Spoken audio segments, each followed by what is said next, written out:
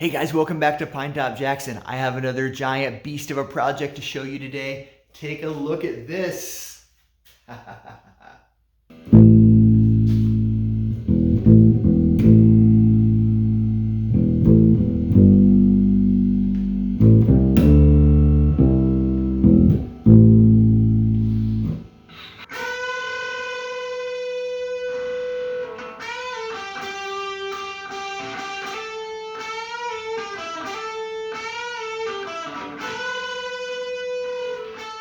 So this is another project that was put together by my friend Ted Bridgman a couple years ago. He's been getting rid of some stuff, so I've been taking some cool stuff off his hands to explore.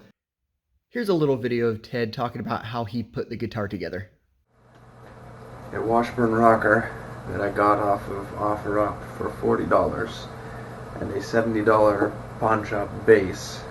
It's a Mako, kind of a off-brand. I took, and with the combination of a table saw and a chop saw and some work with the sander fitting them together, joined the two. And then the wiring is just patched in at the moment.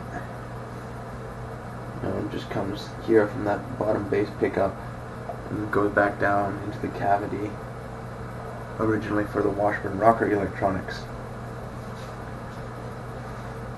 And this switch right here, instead of controlling the pickup selection, controls whether you have the top guitar going, both of them, or this one, down to the output jack.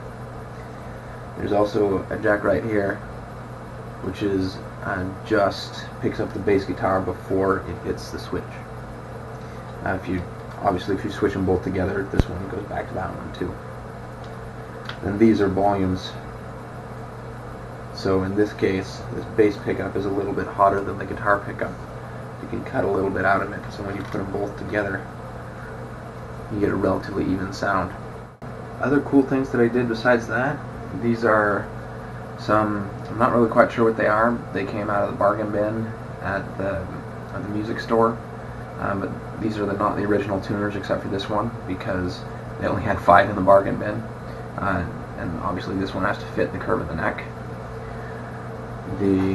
This is also a Seymour Duncan Trumbucker versus the original pickup that came with the Washburn, and because it was so low output that when I put it together with the relatively high output bass pickup, you could barely hear it unless you turn this one almost all the way down.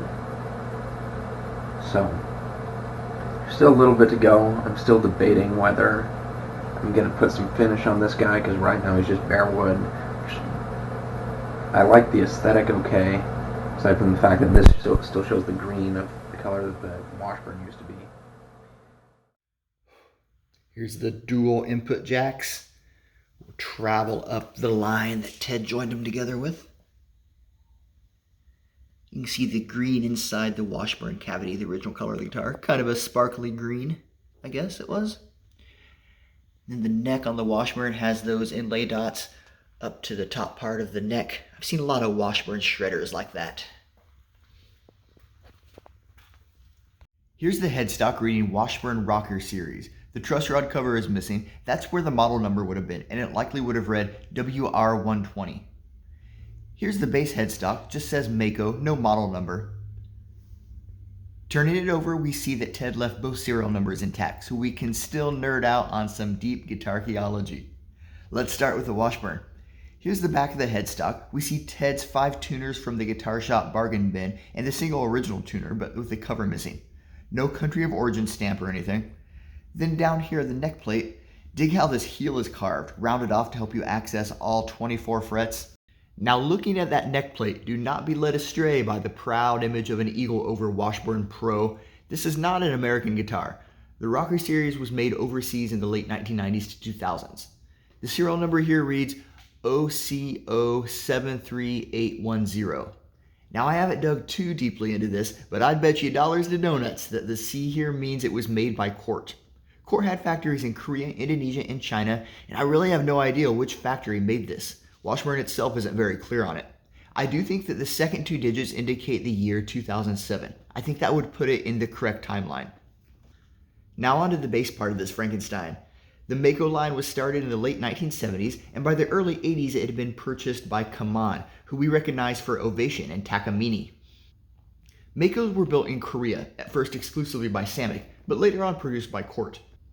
The Samick-built Makos may have had a Made in Korea gum label or the baseball-style inspection label, but these were often removed by the guitar's first owner, like you'd remove a price tag. The later Cort-built models had Made in Korea stamped on the back of the headstock, and if you look closely here, you can see Made in Korea. Now looking at the serial number, I believe both Samick and Cort used a similar pattern, and that is YMMXXX. This number reads 704998. Mako guitars ceased production in 1989, so we know that 7 must stand for 1987. And so this bass was the 988th instrument to roll off the assembly line in Cort's factory in Incheon, South Korea in April 1987. So what we've got here is a big guitar made out of 2 guitars that were both made by Cort almost exactly 2 decades apart. Now let's see what we can do with it.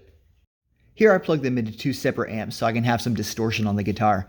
Man, it's pretty awkward trying to switch between bass and guitar. As you'll hear, can anyone name these 2 songs I'm trying to play?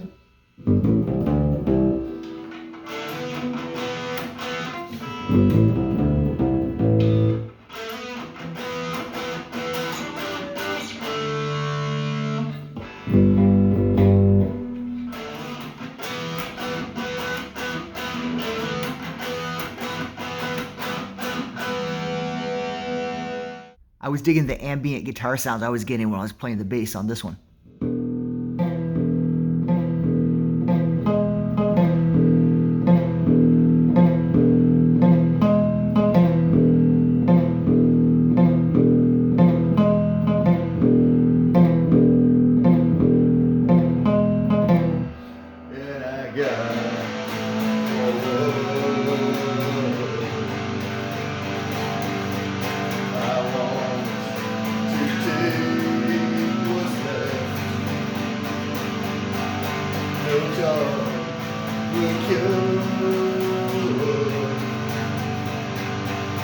What was lost or saved was left.